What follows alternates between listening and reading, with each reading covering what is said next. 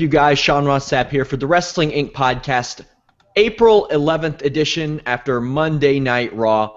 We have a ton to talk about tonight. Our show brought to you by TrendyButler.com and DDPYoga.com/Wrestling Inc. I am here with Wrestling Inc. founder Raj Giri and former WWE, WCW, TNA writer Vince Russo. Vince, you professed your allegiance to Will Ospreay last week, and I got to say, I know that you didn't actually watch Invasion Attack. He had a star-making performance on the show. Well, I'll go one step further, Sean, that you will, you'll appreciate this more. Guess who I went back and watched yesterday on the highly recommendation by, of all people, Johnny Fairplay. Oh boy, what's that? I watched the Nakamura match at NXT TakeOver Dallas. What'd you think of it? Somebody just needs to explain to me, like, who decides who goes to the WWE and who's in NXT? Like, what's that process? Bro, this guy's a star. I don't know why he's not at the WWE. So, like, I don't know how that whole process works, but he's got character, he's got charisma, he's got it. I really, really, really enjoyed him. I just don't know why he's at NXT, but I don't understand the whole concept to begin with. So, I think you're just an internet mark, Vince. Nah, he's unique, and I love unique. I love unique, bro. He is really Raj, unique. Yeah, Raj, I was going to ask your opinion on that. I didn't get to hear you talk about Nakamura a lot after that NXT. As Vince said, there is nobody in the world like that man. No, he's awesome. He's amazing. He's just got a certain charisma that just separates him from everybody else. I mean, he carries himself. As soon as he comes out, he just feels like a star, and that's hard to. That's hard to learn. You know, you either got it or you don't, and he's got it. So. The thing with NXT, you look at the guys that really should be on the main roster. You got Finn Balor and Nakamura, Samoa Joe, Gable and Jordan. But if you took those guys out of NXT, then NXT is seriously depleted. So yeah, that's true, Raj. But on the other side of the coin, I think some of those people that graduated from NXT to WWE shouldn't have. So if they were still at NXT, I don't think you'd have that problem. Yeah. It's as me and Rob said on the Wednesday show, it's like for some of these guys, they just decided it was time to sink or swim. And they were like, well, we're either going to find out that these guys can fish or we're going to cut bait with them. And you might as well see what they can do on the main roster. Don't know if I agree with that notion. But, Vince, also, how about that Nakamura theme song? Nothing screams superstar like that entrance. No, bro, he's got it. Like, Raj just said it, bro. You either have it or you don't. It's that set. You can't teach it. The minute the guy came out, he had it. As Raj said, I've never seen anybody like him. But like I said, so my first thing was, why is this guy not in the WWE? The way I always like to explain him to people who don't know who he is if Anderson Silva of the UFC and Michael Jackson had an Asian child that could fight. That's Nakamura. But yeah, also, your boy Will Ospreay had a star-making performance on Invasion Attack, guys. Myself and Rob will talk about that Wednesday on the non-Monday Night Raw podcast at 10 p.m. So join us for that. Lots to talk about on tonight's podcast about Raw. We had a lot of stuff happening. Shane McMahon was in control of Raw again. A lot of people, I saw a lot of different feelings about this. A lot of people saying, well, this is rendering the main event of Wrestle, or not the main event, but the match against The Undertaker pointless. Other people happy. I'll say this, guys. It feels like a more optimistic show when you don't have the authority figure, even in storyline, telling you that you're a moron for watching the show. Vince, what did you think of this show from beginning to end in a roundabout way? Well, Sean, from a writing point of view, first and foremost, we have to discuss the elephant in the room. Shane McMahon lost the match. So, to justify that by saying, oh, the response was overwhelming on social media that he's guest running the show again. Bro, from a writing perspective, that is so weak. Basically they got Undertaker over in the match so he can have another WrestleMania moment, and now Shane is running Raw. That when it comes to writing, bro, that's about as weak as you can get. If you sit down and you think about it and, you really, concentrate, there is a way to do this. Remember, bro, they brought up the lockbox. There's so many ways you could do this. But just the fact that, because of social media, here he is. Bro, no Stephanie and Triple H. I mean, what do they have to say about this? Vince, nowhere to be found. Aside from that huge hole and huge and just lack of logic, which I guess people don't seem to care about. Bro, I had Shawn Michaels on my show like a week ago, and Shawn said, bro, wrestling fans are going to watch the show no matter what. And this is like a perfect example. They just built up this WrestleMania. If Shane loses, he's not going to have control of the company. Shane lost, and guess what? He has control of the company, and nobody cares. So with that aside, they did a lot of things right throughout the course of the next 3 hours. And we'll get into this later on, but I'm just going to point out how little simple changes can make all the difference in the world. So once we get by the illogical Shane's running the company even though we lost, they absolutely positively did a lot of things right tonight. Raj, your thoughts? Yeah, I agree with Vince about the. I mean, I don't get why he just didn't have Shane win at Mania. Especially if it was Undertaker's last match, which apparently he's telling people. Yeah, and he's apparently off the UK tour. WWE still has him listed for those 2 shows, but we'll see. But I mean, if that's the case anyway, why not have Shane win? And you could have taken him off TV anyway. And if Undertaker decided to have a WrestleMania match next year, you could have done an angle to bring that back. So it's just weird that they have him running the show. But that being said, I won't miss the authority angle whenever it goes away. The babyface, the heel authority figure. But it was a breath of fresh air having a babyface GM and Shane being on the show, and it made it feel a lot lighter and more fun. So I thought it was a good show tonight. I mean. What authority figure in pro sports is not a heel to the fans? Does anybody like Roger Goodell? Did anybody like Bud Selig? Did anybody like David Stern? No, but they don't have to come out and tell the fans they're idiots all the time. There are ways to go about doing it that I think are different. Yeah, I agree, but I think there's just there's such an interesting dynamic with Triple H and Stephanie and Shane that they're just totally not even touching on. And that would just make for great TV. Do you think they will? I mean, they have to, right? You would have thought they would have done it by now, and they haven't even touched it. So I don't know if it's one of those things where Triple H doesn't want, any more family drama brought out in public. But I think they would have at least hinted at it so far, and they haven't. Shane McMahon came out, said that he was running the show again tonight due to popular demand. Said that he must be doing something right because Vince allowed him to run the show again. He came out, he booked Charlotte versus Natalya for the women's title. He booked Sami Zayn versus AJ Styles, and if Sami Zayn won after being taken out by Kevin Owens last week, he would get a title shot alongside AJ Styles at or whenever it is that the match happens. Also, he booked Kevin Owens versus Cesaro. Kevin Owens interrupted Shane McMahon, and Shane McMahon refused to give him his rematch for the Intercontinental title and instead booked him in a #1 contender match with Cesaro. Before I get into another statement, what do you all think about this? Personally, I think the rematch clause in WWE needs to be thrown away. I think it handcuffs them a lot of times into a situation where they have to beat somebody twice in a row.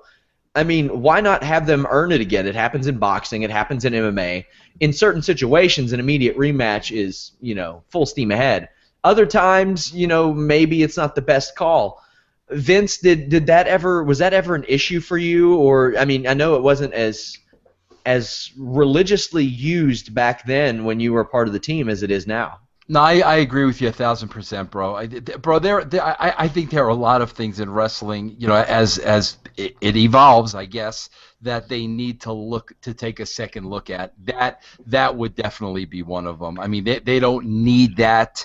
I agree with you 100%, bro. Sometimes it does get in the way.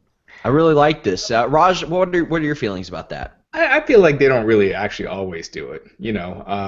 They do it when they have time to fill and need a match. Because when Daniel Bryan beat John Cena, they never had a rematch, right? There was never the rematch clause. Well, Cena was out for months. Right, but they could have done something with that.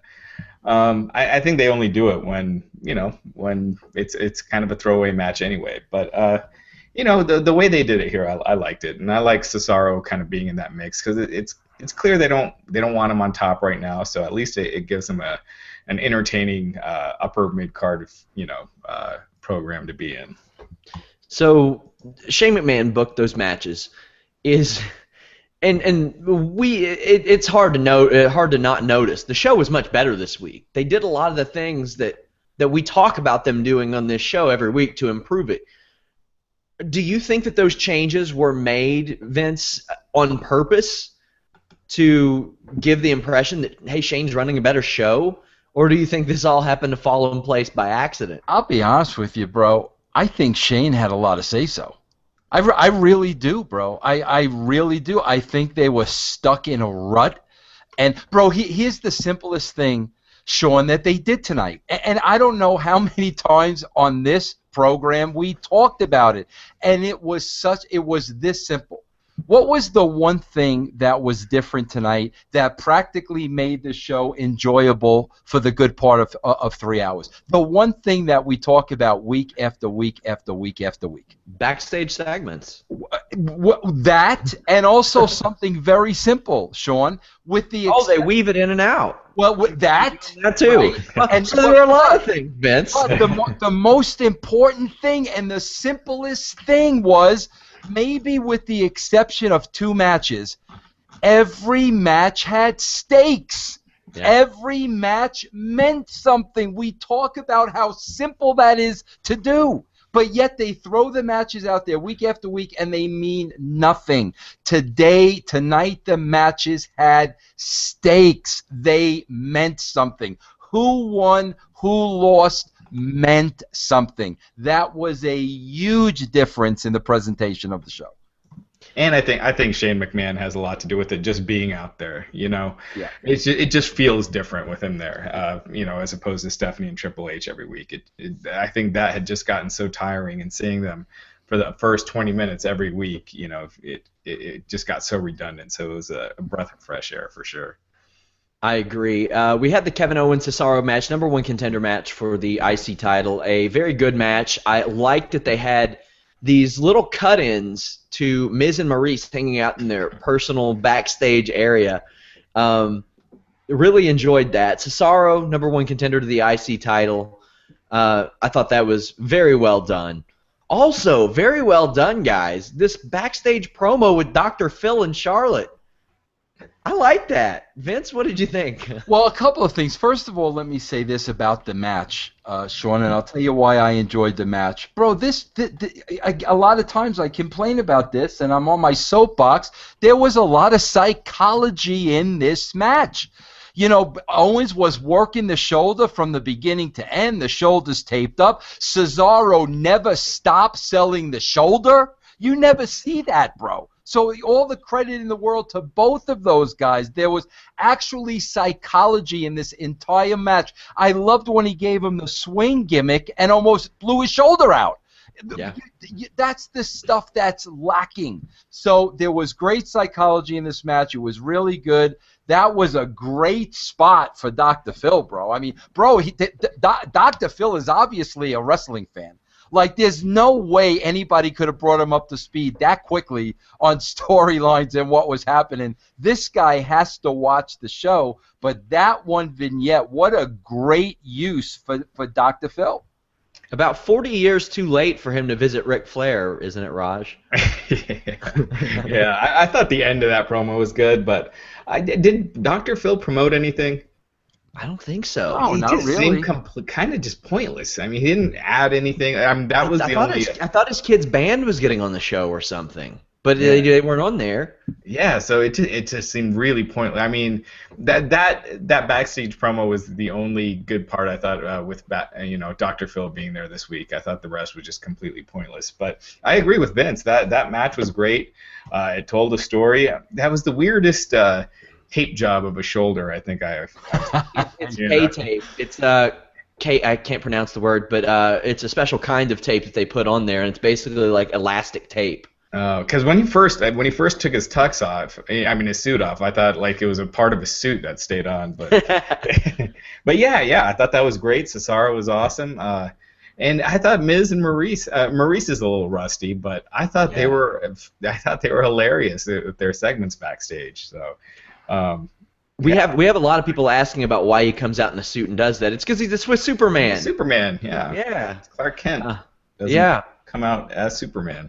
Also, something we have beaten into the ground over and over again is both backstage segments and weaving things in and out of the show. It's something that Vince, you have brought up several times. They did that right from the get-go. Because, when they announce AJ Styles, Sami Zayn, you immediately think Kevin Owens is getting involved. And he doesn't hide that desire. He tells Shane McMahon that he's going to do that, and Shane McMahon says, "No, you're not. You're gone." And he has him kicked out of the arena. But you know what, Sean? Here's where, bro, like, from my seat, me looking at it from a writing perspective, here's where the holes are glaring. And this is where they got to be careful, because I always talk about you got to protect every talent. Think about the ridiculousness of this. Throwing Owens out of the building was great. Great. You never see that. You never see that, bro. And Shane basically said, "This is my show. Screw you. I'm having you escorted out of the building." Bro, they got to be careful, because what happens about an hour later? Yeah, and they should have explained that. Why didn't they say, our security guards were too busy getting rid of Kevin Owens? He's throwing a fit outside. Bro, that's what I'm talking about with the WWE. Gallows and what's the other guy's name? Anderson? Carl Anderson. Anderson, yeah, bro. They hit the ring, and bro, who goes to get him out of there? Referees. Refs. That's what, like, guys, please, like, pay attention to the detail in your writing. And it is simple. That's all they had to say was simple. Yeah. That they can't do stuff like that, because in the long run that hurts the characters, bro. Yeah, I did like that they kicked Owens out, but that was such a simple thing. And hopefully they'll say it next week. Hopefully they'll say it on SmackDown. They'll watch this show, bro. So they'll watch this show before SmackDown, and I promise you they'll cover it. Raj, what did you think of this backstage segment and them planting the seed, kicking Owens out of the arena? I thought it was good. Owens is the heel, so if it was a babyface getting kicked out of the arena, they should have had him come back. But I thought Owens being a heel and Shane being a babyface, it meant something. It wasn't like he was overruled right off the bat. So I thought that was good. What was also good, guys, this New Day Tag Team Tournament graphic. Did you all see the graphic they made for the brackets? It was a box of Bootios that fell over, and the tournament bracket fell out of the box. It was fantastic. But we get a tag team tournament. The first match, Dudley Boys versus the Lucha Dragons. Kalisto was hurt as we come back from break. He did not get up, and this match really, really suffered as a result. It looked like, these guys had no idea what to do in that situation. Kalisto obviously hurt. The Dudley Boys did the best that they could to hold this together. They were aggressive. They were trash-talking Kalisto. Finally, they hit Sin Cara with the 3D. Looks like we might have a U.S. title tourney here soon, Raj. Just with how Kalisto had been booked before tonight, I don't know why they didn't have Ryback beat him at WrestleMania. They obviously have no plans for him. He's just taking the fall in these tag team matches, so it really made no sense that they had him beat Ryback. But we'll just have to see how serious it is. I hope it's not too bad. Now, Vince, the real story of this match was, again, your boys. Enzo and Cass came out. Oh, bro. Bro. When these guys come out, they just light up the show. The first time I saw them at NXT, I'm like, are you kidding me? What? And then I talked to somebody that works at the Enhancement Center, Performance Center, whatever, and, Enzo didn't pay his dues. That's why he wasn't on WWE TV. And I'm like, are you out of your freaking mind? Whether this guy paid dues or not, he's money. Can you not see that? Bro, those guys come out, it just lights up the entire show. Again, it's like I just don't know. I wish I knew the selection process. Who goes to NXT? Who doesn't go to NXT to WWE? But these guys they light it up, bro. These guys are off the charts. Off the charts. Their YouTube traffic numbers are usually a pretty good indicator over who wants to really see what segment, because people can read what happens in a segment before they click on it.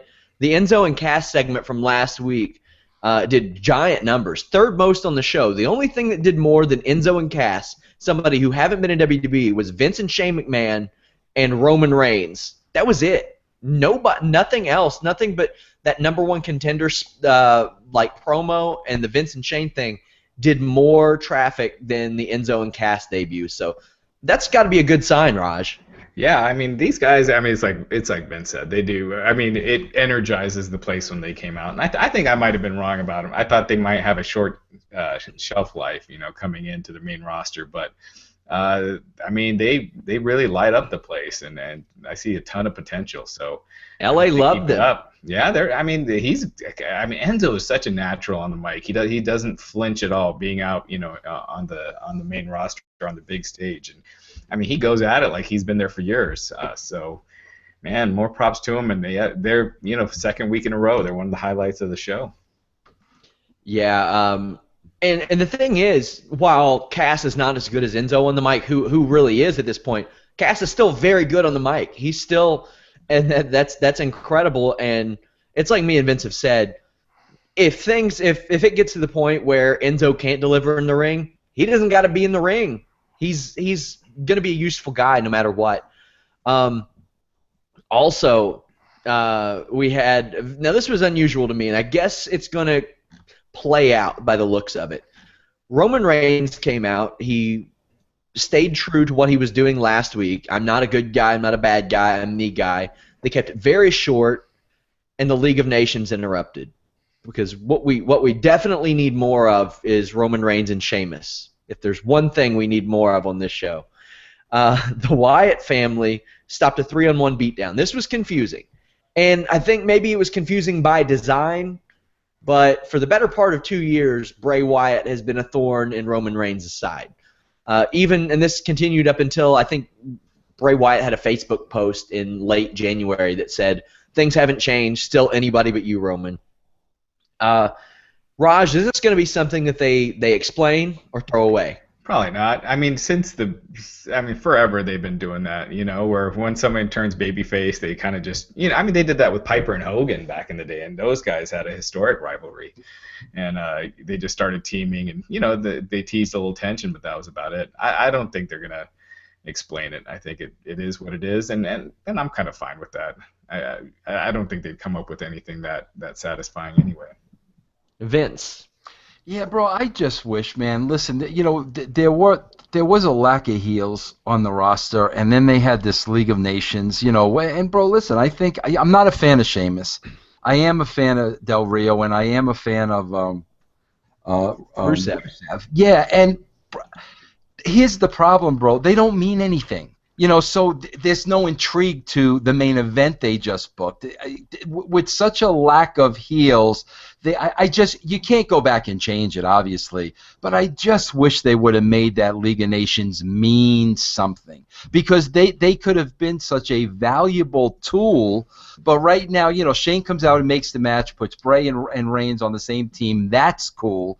But the League of Nations mean like absolutely nothing. So, they're in a main event, and they're not main eventers. And, again, that's why we talk about it all the time, man. You got to invest in every single character on that show and get every single character over, or else they're just not going to mean anything.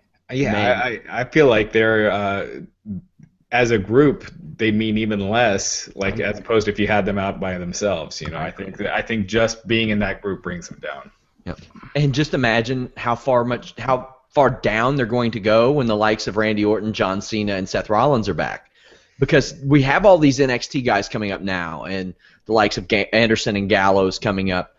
Man, I don't know, and I hate that for Rusev especially, because it's such an easy fix to just have him show back up with Lana, and that's what he's missed all along, and that's what he needed to dominate. But I don't know, these guys so far down the totem pole. But I mean, we say that, but they were in a main event. But really, the main event was not about them. Right. And that's what this set up. It set up Bray Wyatt and Roman Reigns versus the League of Nations. Shane McMahon made that match. I love that they were more active in showing what Shane McMahon was doing on this show. He was making deals and setting up matches throughout the whole show.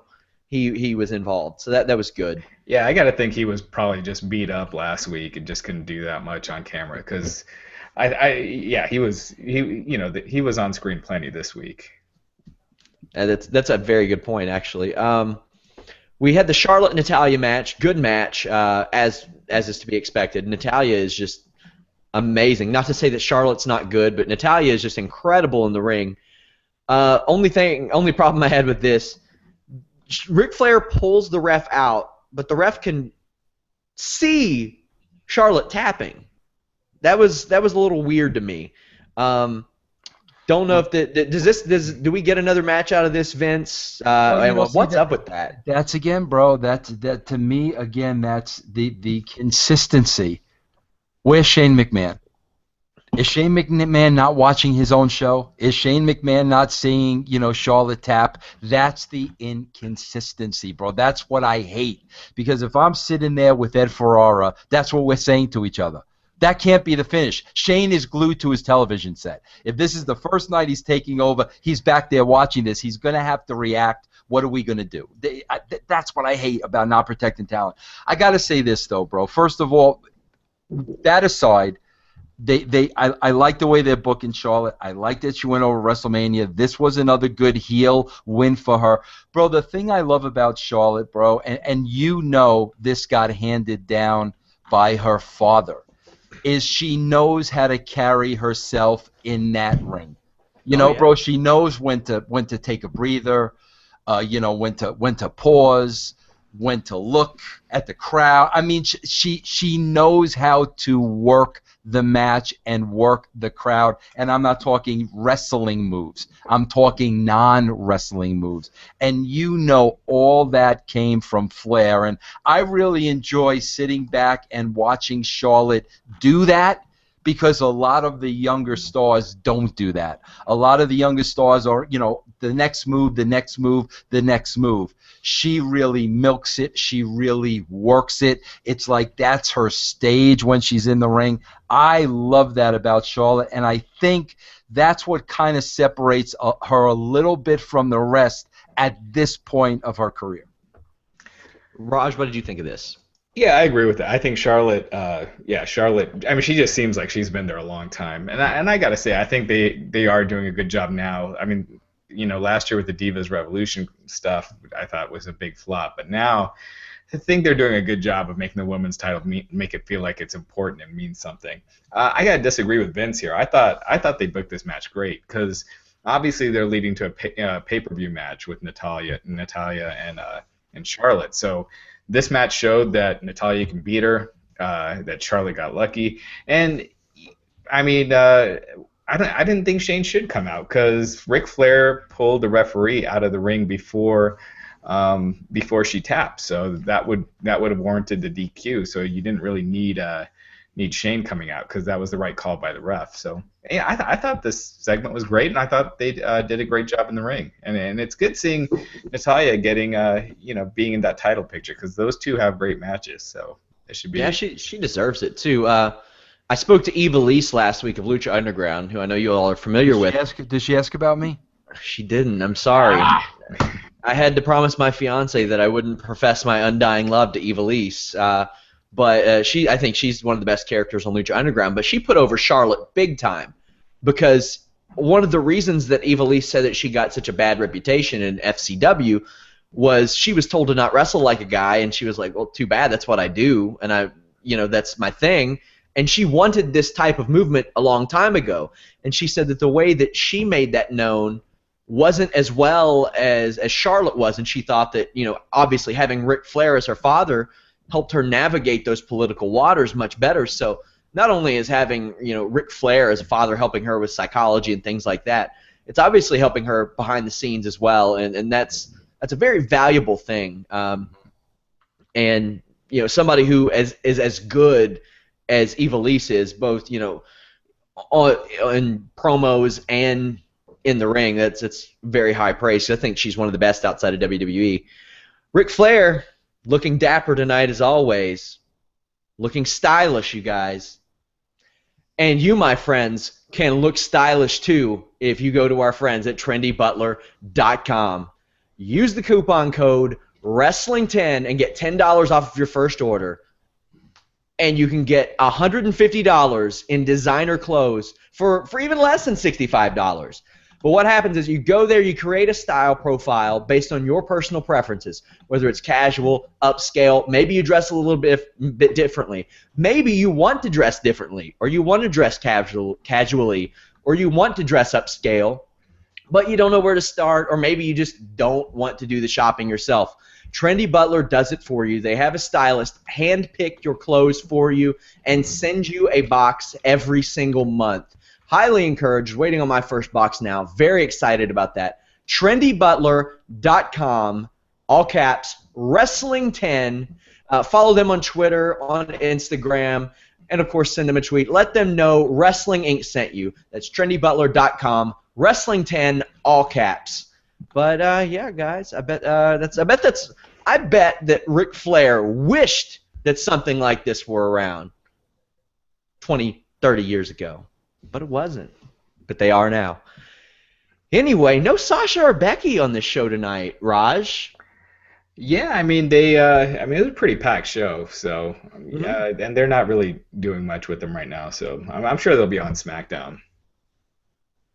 Vince, was that surprising to you that they weren't on the show? No, what's surprising me a little bit, bro, is I know there's SmackDown, and I know there's about 8 other shows I don't watch because all I watch is Raw.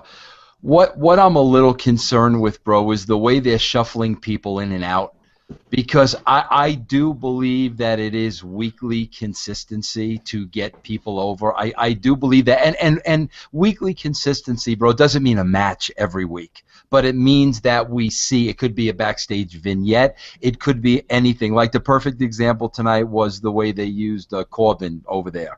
He worked last week, they did a vignette this week. That's good. But women like Sasha and Becky that I think are very valuable to the company, if they're not going to work on the show, I think they, take a minute and do something with them backstage. Just let them be seen. Otherwise, you're interrupting the flow of those characters. And I hate to say it, but, out of sight, out of mind. And like they're throwing so many new characters on the show now, I think they need to decide who is that core going to be and who's going to be on this show every single week. What's the team that we're going with? I think they need to decide that in the next couple of weeks. Raj, we get asked this question a lot, and I don't know. I didn't even really want to entertain it that much. Is a brand split coming with all these call-ups? No way. Because it doesn't matter how many call-ups you have. You have to have top guys, and they have 2 top guys right now. And just with Raw being 3 hours, I just don't see how they can do it. It seems, and you would think they would learn their lesson from last time, especially how it got towards the end. It was very, very rough. Next up was the Usos versus the Social Outcasts. The Social Outcasts over the past week have gotten a thing over where they run around the ring. It's called the Bow Train. And I love that in this match, the Bow Train was their undoing. That's what cost them the match. The Usos rolled them up, pinned them. Again, story of the match, Bullet Club. They debuted. It was Carl Anderson, Doc Gallows. Kind of an uninspired way of debuting, but they got a reaction, so there's that. Probably my favorite thing about this was Carl Anderson screaming, "We have tickets," after he kicked the Usos' asses. Like that mattered at that point. But, yeah, Raj, this has been rumored for, gosh, 3 months ago is when the huge news came out that Styles, Nakamura, Gallows, and Anderson were coming. It feels like almost a year ago at this point. But they're finally here, Raj. Yeah, it's kind of surprising how many tag teams they're bringing up right now, like all kind of at the same time, because you have the Vaudevillains, Enzo and Cass. Now you got Anderson, Gallows, and then Epico and Primo. So it looks like they're putting a little more effort into the tag team division. I think it's great. You guys think there could be a possibility? And listen, I know they did this years ago. I was not watching at the time. I read about it, bits and pieces here and there. I wasn't watching. But do you think maybe they could be going in the direction of, you're getting such a flux of NXT talent like we never got before. You're getting a lot of NXT talent at the same time now. Do you think that's the storyline they could be heading for, where, now Shane starts getting settled in, now he starts getting in favor with Vince, they make up the fact that the ratings are going up even though they won't, and then Stephanie and Hunter appear back on the scene, and Hunter makes it clear NXT is his baby. The only reason you've gotten over is because my guys have been coming over here. Do you think they possibly could be setting something like that up? Because I think it's what you said, Raj, and it's what concerns me a little bit. You throw so many new NXT talents on there at once, people are going to get lost in the shuffle. So that's why I'm thinking, and the absence of Triple H and Stephanie, all this NXT talent coming up, could that be where they're possibly going with the storyline? I think if that happens, Triple H becomes a babyface, and there are a lot of conspiracy theories that Triple H deep down wants to put himself over like that, and but if he's, because NXT is such a babyface brand, Raj, how do you feel? I mean, I think that would be great. I think that's a great idea, which is why I don't think they're doing that. Can I tell you something, Sean, though? You want to know something real interesting, bro? I swear to God, if you remember the Millionaires Club versus the New Blood, was it? The New Blood or the New Breed? The New Blood. Yeah. That was designed, I swear to you, that was designed to get the New Blood over. Bro, everyone was for the Millionaires Club because the fans felt sorry for the older guys. I mean, that's what really started happening. The fans had sympathy, for the Lugers and the Hogans and guys like that these young guys were trying to push them out, and we had to adjust because that's how the fans were reacting. So on paper, Sean, what you're saying is absolutely correct. But I don't know if that wouldn't put some steam behind the Ortons and behind the Cenas, because now you're putting guys in a position where they're fighting for their jobs. And if that were to happen, another big question is, where do some of the guys who have been there before? Because I mean, technically, a guy like Roman Reigns was an NXT guy. Obviously, he's not identified with that now. Nobody looks at Roman Reigns and says, "Well, that's an NXT guy." They do look at a guy like Sami Zayn and say he's an NXT guy. But I mean, this is a scenario. Obviously, it's an interesting one. Raj, how do you think they would play with guys like that? I think they'd probably ignore that. Yeah, because there's Reigns was in NXT before it was NXT. I kind of feel like when NXT got hot, it was probably like 3 years ago when it's really like where it is now. But I don't see them doing that. They just never do stuff like that, like the larger than life angles. They just never do it unless it involves unless it's family drama with the McMahons. So I think it would be very interesting. There's so many ways you could go with it. It'd be awesome, but I don't see it happening. Interesting to note, since January, the influx of talent on the main roster has exploded, obviously. Baron Corbin, Apollo Crews, Sami Zayn, AJ Styles, the Vaudevillains, Shane McMahon's back, Enzo, Cass, Maryse, Epico, Primo, Anderson, Gallows. Not all these guys are going to make it. We see the vignettes. I actually want to know, Vince, what do you think about these Primo and Epico vignettes? That's great. It's great, bro. Yeah. It's funny. It's hysterical. I mean, are they gay? I don't know, bro. I want to think they are. Bro, there was one. They were holding hands in one They're scene. cousins. Bro, do you? No, bro. That's part of the work, bro. Cousins don't hold hands. Come on. Oh, I think they're just. It could be like a Ryan When's Shamrock, Ken Shamrock kind of thing. the last time you held your cousin's hand, Sean? When I was like 6. Okay, there you go, bro. Well, I mean, it can't be worse than fake Mexican bullfighters, and that's what they were. I kind of wish that El Torito was still with them in this Puerto Rico-loving gimmick, though. Well, I mean, do you remember the original gimmick that people were rumored to have been given to Kalisto, Raj, the gay hairstylist? Yeah, I talked to some guys in WWE. That was just a Reddit rumor. They never had plans to do that. What if they were gay Puerto Rican hairstylists? This is not a rumor that I'm reporting, That guys. would be over huge. I could get that over huge. I don't know about the current. I don't know about Vince McMahon, but I know I could. If only you were around when they had Rico Constantino, Vince. Yeah. Anyway, they did Maryse and Miz backstage segments. As Raj said earlier, Maryse super rusty in these. Cesaro showed up, talked some trash to the Miz. Maryse was rusty, but I'm really glad they're doing these. Either way. Also, probably the funniest thing of the night was Maryse urgently stopping the Miz from drinking domestic water. I died. That was great.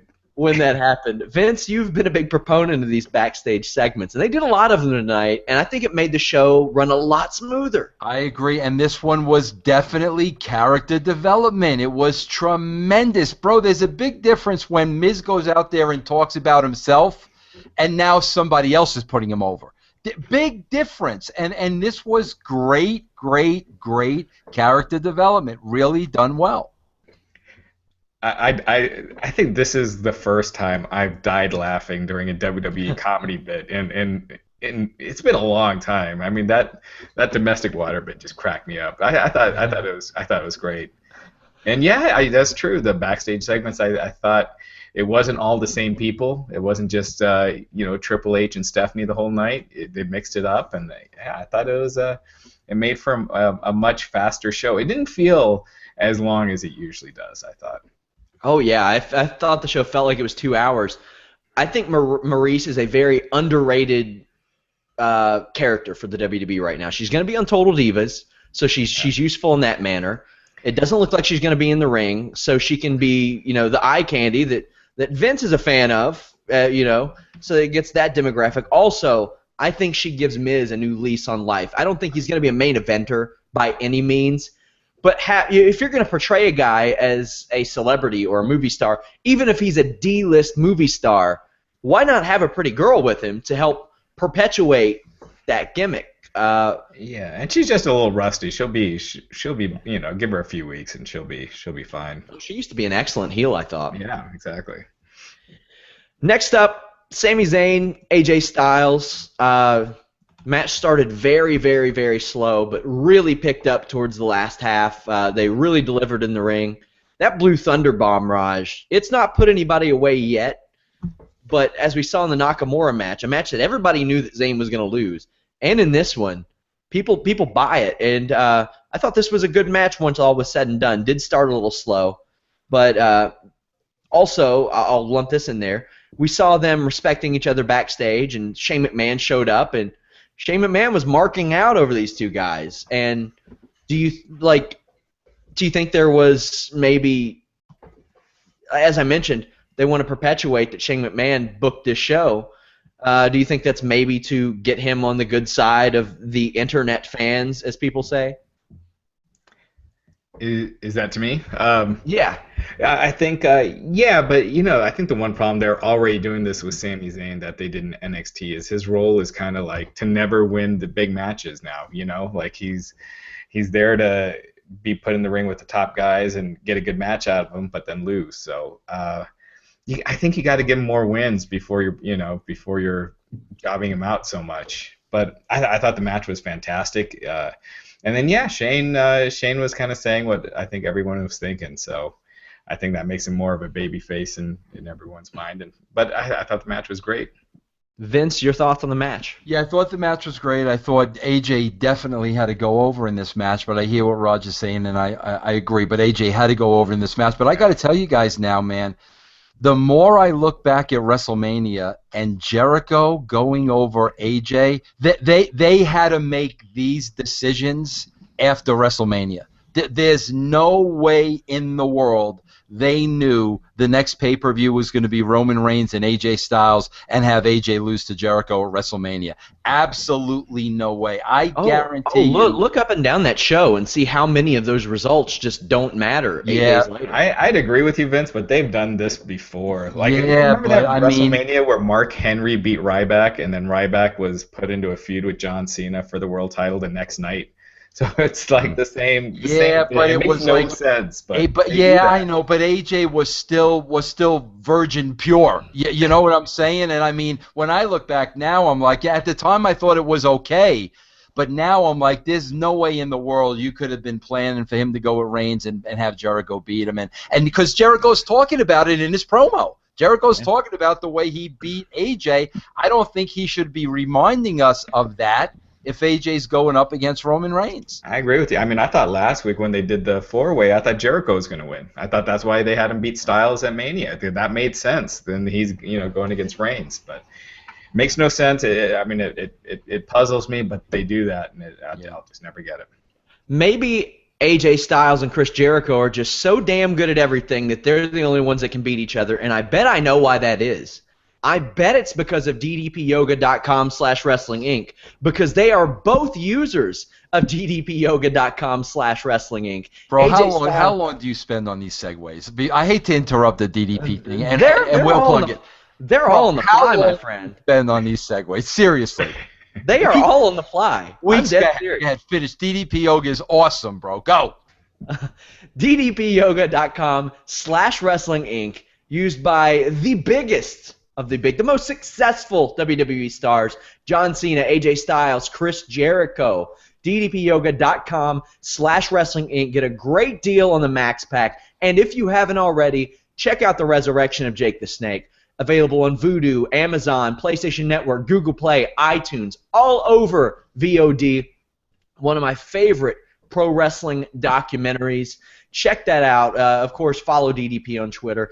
Raj, you got to go to his DDP Yoga workshop. DDP told me there were over 110 people there. It was packed. Yeah. Was it a good time? Yeah, it was awesome. I actually tried it out for a little bit. I had to run because I had a meeting, but I was trying it out for a bit, and I definitely want to try it out when I get a little more time. But I could see the effect it has, just like the calming exercises before you get into the physical stuff, and it's pretty cool stuff.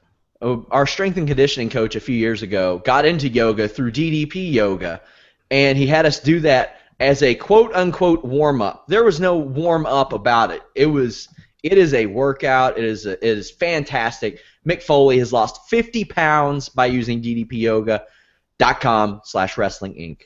Go there, my friends. Anyway, Chris Jericho was out next for the highlight reel. He said that his guest was a multiple-time world champion, a future Hall of Famer, and a WrestleMania main eventer, and it was him.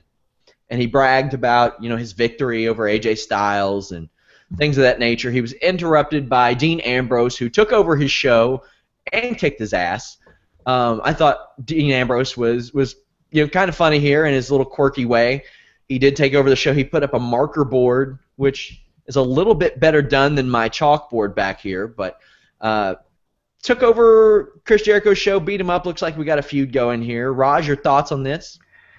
I think Ambrose has just been so hurt from the last few months, the way he's been booked, because I just felt like something was missing in the segment, and it was taking me a little bit to put my finger on it, but it was once Ambrose came out, I don't know, I just feel like he was doing all those cute lines with Lesnar, and then he just ends up getting his ass kicked and more or less squashed, and I just think he's lost a lot of credibility.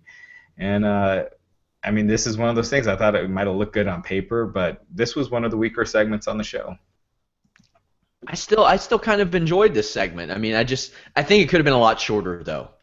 I enjoyed it until Ambrose came out, and then I just think he's just been killed credibility-wise, and they really need to rebuild him. So I hope another one of those WrestleMania matches that had somebody that was hurt, and the booking kind of, we don't know when Lesnar's going to be back. Vince, your thoughts on this segment? Yeah, it just I thought it was good. I mean, I thought Jericho was good. I thought Ambrose was Ambrose. But again, it's like I'm just sitting there and like they're just going nowhere with the guy. He's like the gerbil in the wheel that's running round and round and round and round. He's just going nowhere. You got to elevate people, man. You got to start at the bottom and work them up and work. I mean, that's how you build guys, but. They're just going nowhere with him, man. Since I've been watching him for the last 2 years, he's probably at the same exact spot he was when I first saw him 2 years ago. Yeah, I feel like right now with the lack of top heels, I mean, you could have him, have him snap from, not being able to win the big ones the last couple months and turn heel and do something different with him, because the current persona is not. I think it's run its course a bit. Yeah. Somebody on the board says, Raj, you should buy Sean a Segway for Christmas because he's a master at them. I'll tell you what, guys. Raj is good to his full-time employees at Christmas. I'll tell you that much. Very generous man. What does that mean, full-time employees? What is that? Wait, hold on. What did I miss this past Christmas? Well, I mean... All right, now I know. Bro, you let the cat out of the bag. I do have a new car. I'm just going to say that. I have a new car. All right, go ahead. You let the cat out of the bag. The highlight of the show, you guys, this may have been the best Golden Truth segment of all time. I'll say it. I'll say it. We've had about 20. This was the best one. They were wondering aloud why they weren't in the tag team tournament, to which Goldust replies, because we're not a tag team. And then Dr. Phil shows up, looks at them, and does exactly what we're all thinking. He sighs and walks the hell away. Raj, your thoughts on this momentous segment? Oh God, I thought the backstage segments with these guys would be done once they started teaming. At least I was hoping. I guess they haven't started teaming. This was one of the better ones, but it still wasn't good. Vince, you love the backstage segments. I know it. But, Sean, this is one of the things where I'm telling you right now. This is because, I mean, it happens. This is one of the things where, like, bro, there are a couple of writers that probably have a little stroke and are absolutely in love with R-Truth and Goldust. That's how this stuff happens. I just can't believe the time they've spent on this. Listen, both guys are entertaining as hell. They are. But where's Paige? Paige is not a more valuable piece to your company than, these two guys that are in the twilight of their career. And I can't believe they're putting this amount of time in these two guys when there's so many 20-something performers that I would be investing the time in. I have an idea for their first feud. They can feud with Primo and Epico Cologne over the use of the name Cologne because they want to call themselves the Colons because Golden Truth are the absolute shits. It's terrible. It's bad. I'm sick of these segments. Raj, how many more of these do you think we're going to get? I think until there's no end in sight. I'll just put it that way. Oh man. This is bad. Apollo Crews versus the Radical Mongoose, Adam Rose. This was a showcase match for Apollo Crews. Crews didn't get much of a reaction that I remembered. Do you think this is a victim of the not using vignettes, Vince? Man, again, bro, I think there's going to be victims, Sean, when you throw too much out there at once. Not everybody can make it. Yeah, somebody's going to get lost in the shuffle, bro, and that's why I don't know what this, bro, unless there's a big angle coming down the pike, that's the only thing I could think of. They're throwing too many guys out there at once. They have a hard enough time getting one person over, let alone 10. That's why I'm thinking there's something bigger down the pike, but somebody's going to get lost in the shuffle, bro. Yeah, I think right now when I see Apollo Crews, when he's coming to the ring, I just think Rocky Maivia, like just smiley, happy to be their guy, and it's just hard to get behind that. And do you think that is by design? Because it seemed like they almost had him do that on purpose a lot in NXT. You know what I mean? Yeah, but they never went anywhere with that. If that kind of led to a heel turn or something, I could see that, but. Him not. He's one that they definitely could have used some vignettes and stuff to build him up, or at least a little promo time, because you're just getting behind him right now because he's a great athlete. But that wears thin after a little bit. I think that there is a lot of potential with Apollo Crews, but they're going to have to find a way to creatively bring it out, or maybe a Rocky Maivia situation is destined to happen. Yeah, just give him, start off giving him some promo time, because no one knows, no one knows who he is, right? And Baron Corbin's gotten more promo time, and he's the one that I would have went the other way. But anyway. Very true. Baron Corbin got a vignette, very short. I think it's a very positive move because he is much better in vignettes than he is on the mic or out there with a guy like Dolph Ziggler, as we saw last week. Vince. No, great. I mean, like I said, bro, and they need to be consistent, and this is the consistency that I'm talking about. You don't have room for the guy to work a match on the show, represent him in some other way. And this, he won the trophy last week. He had the match. He got heat on Ziggler. Follow it up with a vignette this week. I thought it was well done. Raj. Yeah, the vignette was great. I felt like they should have been doing this. But yeah, better late than never. Main event, League of Nations, Bray Wyatt, Roman Reigns. Midway through the match, the remaining Wyatt family members came out, jumped Rusev. Bray Wyatt won. He actually got a pinfall on a human being. That was cool. Face-off at the end.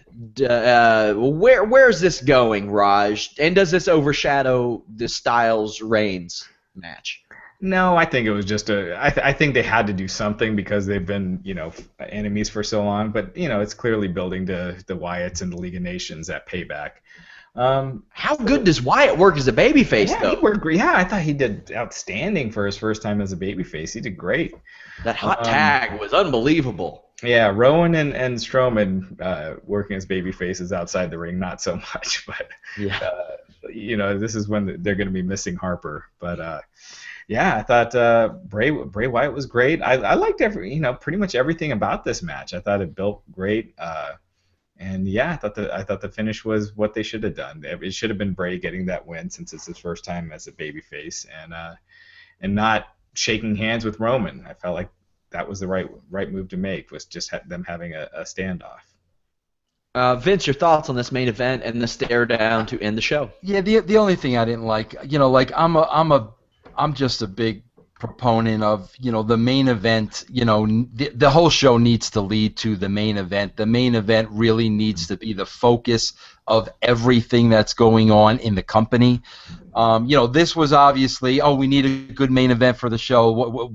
Let's book a main event. Reigns and Bryant being on the same team would be an interesting main event. That's what it is. It was a main event for tonight. Really no significance for the overall big picture of the company, of the title, of anything. So, the Reigns Bray Wyatt stuff was interesting, but I think the main event should be the most important real estate on the show that everything should revolve around, and I think this was obviously a one and done. Vince, how would you rate this show on a scale of 5? I'm going to give it a 4. A lot of, like I said, bro, take away Shane running the show, which we just have to forget that because we can't make any sense out of it. But they did a lot of things right tonight, and I give it a 4. I agree. I thought it was a very good show. I thought it flew by. There were no segments that I looked at and I said, you know what, that was absolutely miserable or anything like that. Even the ones that I was just like, they didn't last that long. Raj, your final thoughts on the show? I thought it was good. I wouldn't give it a 4. I'd probably give it more like 3.5 at on a weighted scale, 3.5. But it was a good show. Yeah, it was definitely one of the better ones in a while. Vince, tell them about the brand. The brand is on Podcast One now, guys. 5 days a week. The show is free. Just go to podcastone.com. Tomorrow, you will be able to hear an interview with Terry Runnels. Speaking of Goldust. And also, she was at the Hall of Fame last weekend. She was at the Hall of Fame last weekend. I saw her at a convention last week, and she still looks stunning, absolutely beautiful. And here's my segue, Sean. Speaking of her looking stunning, you can see all the Podcast One audio interviews on video on the Realm Network. To see how to do that, just go to russosbrand.com, and it'll lay everything out for you. Vince, I want to thank you for joining us. And you know what? You put over Will Ospreay last week. You put over Nakamura this week. See? You're going to become an internet darling, Vince. I'm calling it. Bro, I'm a fan of the whole package. I want to see the whole package. Those guys, in my opinion, have the whole package. Ooh, I need to find the Ospreay match and send it to you because his selling, his psychology was magnificent. See? I told you, bro. He got his arm worked over early in the match. And he tried a handspring elbow, and he collapsed. There you go, bro. Then he did it later, but he just didn't use his hands. There you go. It was magnificent. Yep. Vince, thank you as always. We will see you again next Monday. All right, gentlemen. Take care. Thanks, man. Sure, Vince.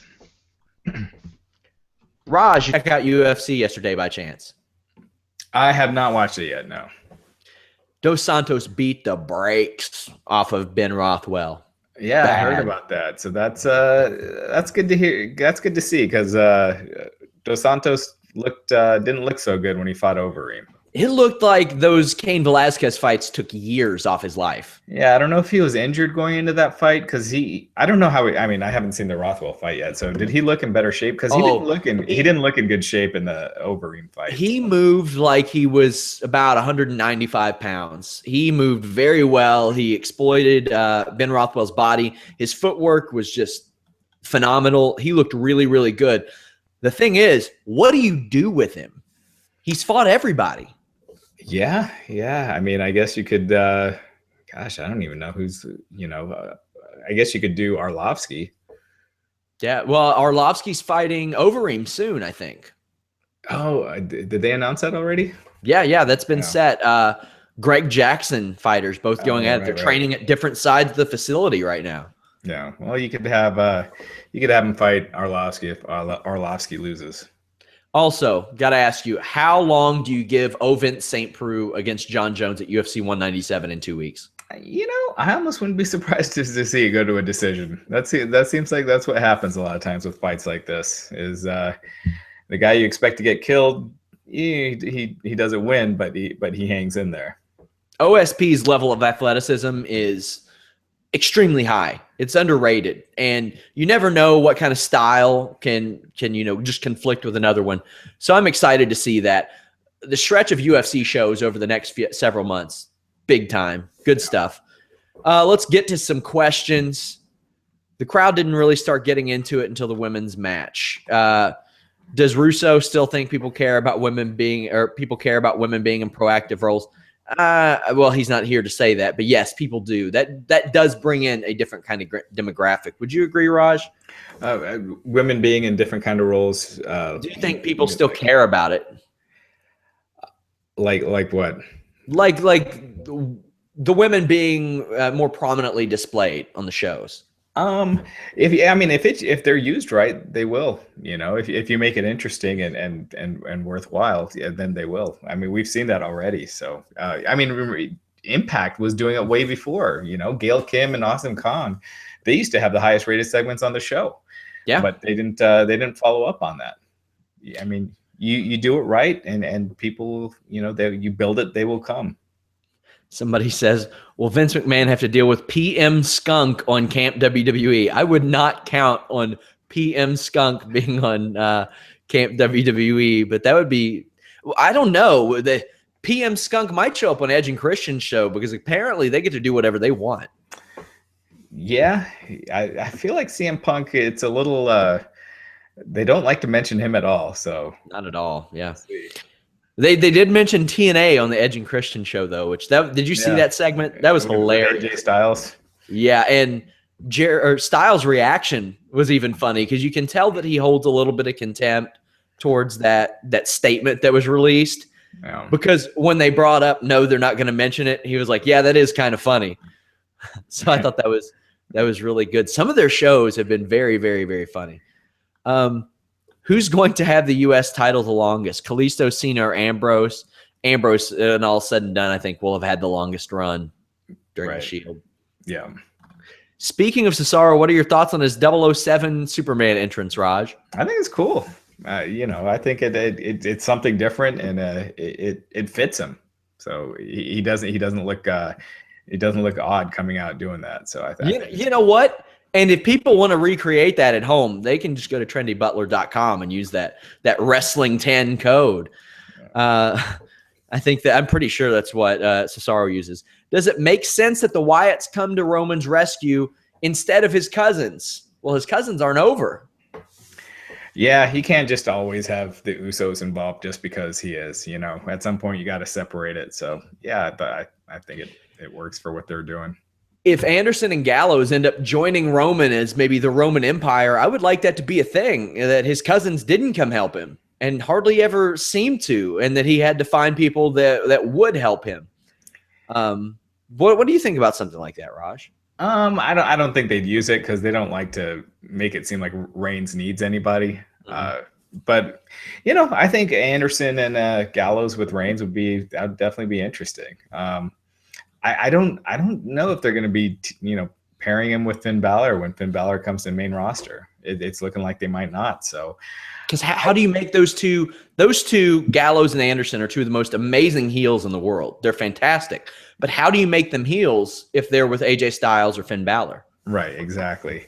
And I feel like you should put them with somebody because tag teams have such a limited shelf life in WWE. So, I would like to see them in a group, down the road. But, I think it's cool right now. Get them established, let people know who they are, and then you could go in that direction. Ooh, Raj, to close the show, we have a football question. Will the Broncos sign Johnny Manziel, given that he is buds with Von Miller? Oh, God. I hope they get Kaepernick. I hope it works out with Kaepernick because I don't want to see Johnny Manziel over here. Oh, could you imagine that circus? From Peyton Manning to Johnny Manziel. From Tebow to Peyton Manning to Johnny Manziel. Yikes. That's brutal. Oh. Guys, join myself and Rob on Wednesday. Wednesday we'll be talking Invasion Attack, NXT, Lucha Underground, crazy Lucha Underground happenings, all kinds of stuff. And, of course, we are here on Thursday night as well. Raj, anything to leave the people with before we go? No. Just check us out on Wednesday and Thursday. Guys, the second part of my Brawl for All feature, the final part, goes up tomorrow. I will, of course, link to the first part if you all didn't see it. I talked to X-Pac, Butterbean, Vince Russo, Jim Ross, Bruce Pritchard, Dan Severn, Ken Shamrock. Talked to all kinds of people for this feature. So I hope you guys like it. We are back Wednesday night at 10. ddpyoga.com/wrestlinginc, trendybutler.com. Use the code wrestling10. Of course, go to wrestlinginc.com for all your news. Guys, we are out.